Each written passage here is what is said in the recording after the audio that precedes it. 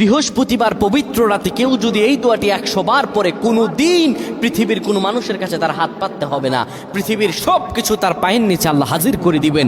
দারিদ্রতা থেকে মুক্তি দান করবেন, বিপদ আপদ থেকে মুক্তি দান করবেন, তার সম্মানকে সুউচ্চতা দান করবেন, অসুস্থতা থেকে দূরে রাখবেন, আল্লাহর অশেষ দয়া ও রহম তাকে দান করে দিবেন। সুবহানাল্লাহ।